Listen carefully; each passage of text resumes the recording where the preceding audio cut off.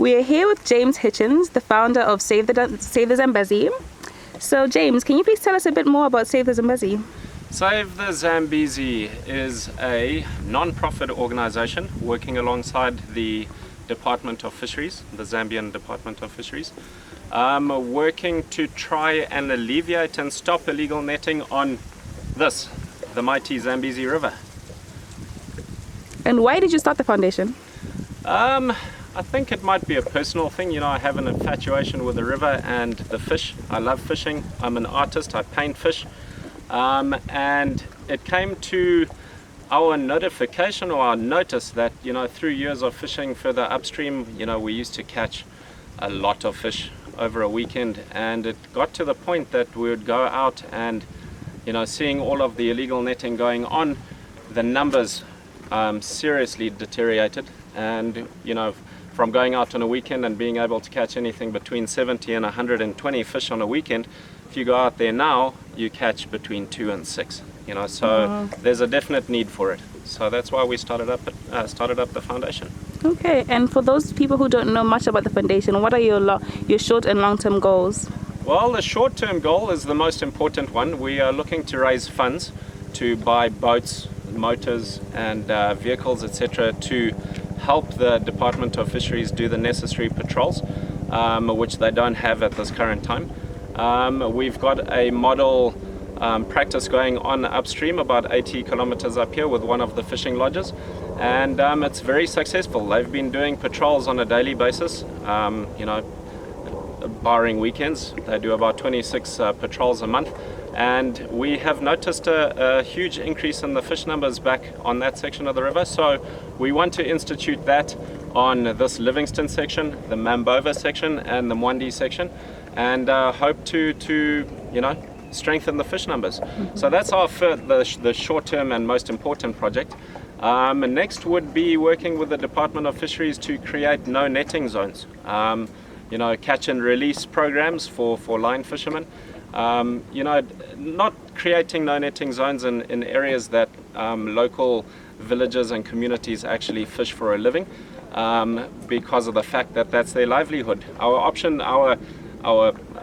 project is not to stop netting, because it's people's livelihoods and people survive off the fish that they catch, but we are there to stop illegal netting. So that is our biggest project, and to do sections like this part that we're on here next to Livingstone, which is the national parks area, we would like to make this a complete no netting zone to try and get the fish to rehabilitate their numbers naturally.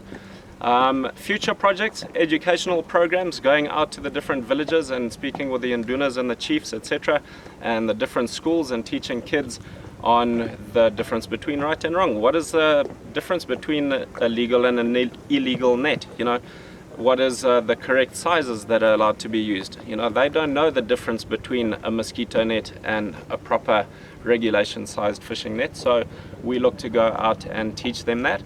The other one we would like to do is scientific research. You know, why can't we invent a net that dissolves in water after time? You know, if it is left in the water or washed down by floods, the net isn't left in the water to catch birds and water monitors, otters, crocodiles, etc. like that, and obviously fish. But, you know, why can't we do studies and invite people from around the world to come and do their doctorates to see the ecology of the river? How do the different fish work in the river? What are their jobs? What is their input to the ecology and the environment of the river? So yeah, quite a few different programs, but the most important is to get the fisheries department on the river and to do the actual patrols and stop the guys who are doing the illegal netting. Okay, and what are some of the challenges you think the foundation is going to face? I think the biggest challenge is the fact that even though people are fishing with illegal nets, it's dealing with people's livelihoods. You know, they need to learn that there are legal actions and they need to abide by them. So I think we'll have a bit of dispute between poachers and fishermen, you know, taking away their nets, etc. Even if they are illegal, you know, we might come up to a bit of confrontation with them. But I think that would probably be the only one.